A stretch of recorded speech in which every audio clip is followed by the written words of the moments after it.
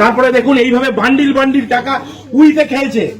আজকে কর্পোরেশনের অফিসাররা এসে যখন পরিষ্কার করতে বলেছে, তালা ভেঙে এই পার্টি অফিস, দেখুন দেখুন নেতৃত্বের পার্টি অফিস, তারা এখানে এইসব হোর্ডিং ব্যানার এবং এই বাক্স দুটি রেখেছিল।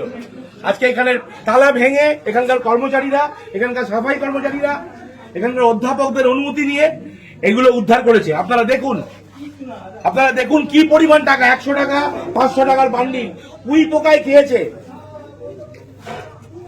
এই টাকার উৎস কি আমরা জানতে চাই। এই টাকা কারা?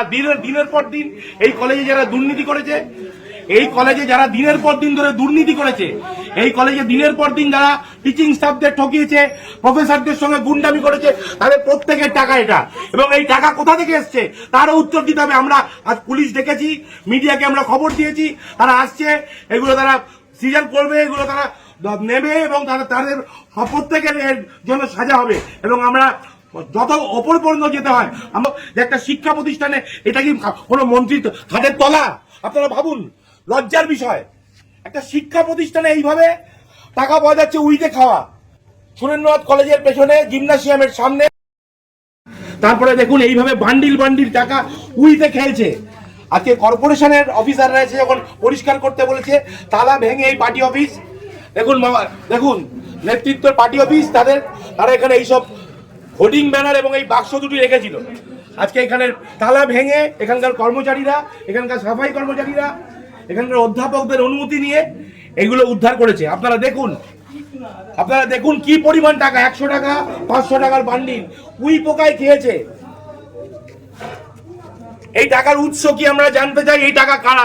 দিনের পর দিন এই কলেজে যারা দুর্নীতি করেছে, এই কলেজে যারা দিনের পর দিন ধরে দুর্নীতি করেছে, এই কলেজে দিনের পর দিন যারা টিচিং স্টাফদের ঠকিয়েছে, প্রফেসরদের সঙ্গে গুন্ডামি করেছে, তাদের প্রত্যেকের টাকা এটা। এবং এই টাকা কোথা থেকে এসছে তারও উত্তর দিতে হবে। আমরা আজ পুলিশ ডেকেছি, মিডিয়াকে আমরা খবর দিয়েছি, তারা আসছে, এগুলো তারা সিজন করবে, এগুলো তারা নেবে এবং তাদের প্রত্যেকের জন্য সাজা হবে। এবং আমরা যত ওপর পর্যন্ত যেতে হয়, আমরা একটা শিক্ষা প্রতিষ্ঠানে, এটা কি কোনো মন্ত্রী হাতের তলা? আপনারা ভাবুন, লজ্জার বিষয়।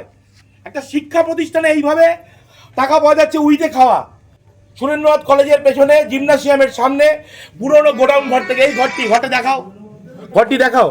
আমরা এই দুটোই বাক্স উদ্ধার করেছি, তার মধ্যে এইভাবে টাকা উইতে খাওয়া টাকা পড়ে রয়েছে।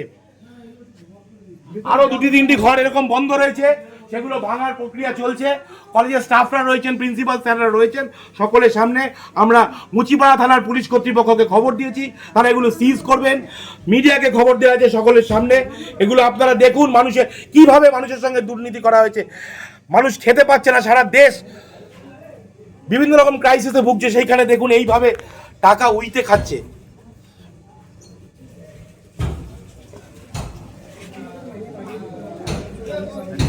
এগুলো কোঅপারেটিভ ব্যাংকের টাকা না, এইসব ডকুমেন্টও পুলিশকে দিয়ে সিজার করাবে, সিজ করাবে, বন্ধ করো। মানে আর কি দেখতে হবে এই জীবনে, এখন শুধু সেটাই ভাবছি। আমরা দেখলাম পার্থর বাবুর ঘরে টাকার পাহাড়, আমরা দেখতে পেলাম। আর কি দেখবো? তারপরে দেখলাম কাউন্সিলরদের পাটের খেতে টাকা পুঁতে রাখা। আজকে দেখলাম তৃণমূলের ছাত্র নেতারা, যদিও তাদের বেশিরভাগের বয়স 60-এর বেশি, তারা ইউনিয়ন রুমে আলমারির ভেতর লাখ লাখ টাকা, এবং সেই টাকাও উইয়ে খেয়েছে। ভাবতে পারেন কত টাকা থাকলে পরে টাকা উইতে খায়। এর আগে আমি দেখিয়েছিলাম এই কলেজের, এদের ইউনিয়ন ফান্ডে, কলেজের ফাংশন ফান্ডে 1.5 কোটি টাকার বেশি এখন অবধি ডিপোজিট আছে। আর এখন দেখা যাচ্ছে লাখ লাখ টাকা উই খাওয়া। এবং এই সমস্ত টাকা জনতার, এদের গরিবের টাকা, ছেলেদেরকে ভর্তির টাকা।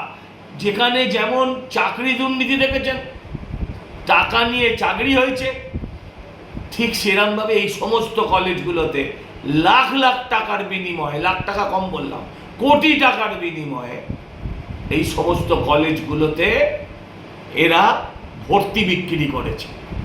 আর এদের সঙ্গে মাথা থেকে পা অবধি যুক্ত। এদের কোনোদিন পুলিশ টাচ অবধি করেনি। এদের জন্য এদের টাকা নিয়ে ভর্তির কারণে একটি মেয়ে সুইসাইড করেছে, এদের বিরুদ্ধে এর থেকে অনেক গুরুতর অভিযোগ আছে, তার সত্ত্বেও পুলিশ এদের কোনোদিন কেশাগ্র স্পর্শ করেনি। এদেরকে সারা জীবন জেল কাটালেও বাংলার মানুষের রাগ যাবে না। তাই বলছি যে এদেরকে ইমিডিয়েট গ্রেপ্তার করা হোক।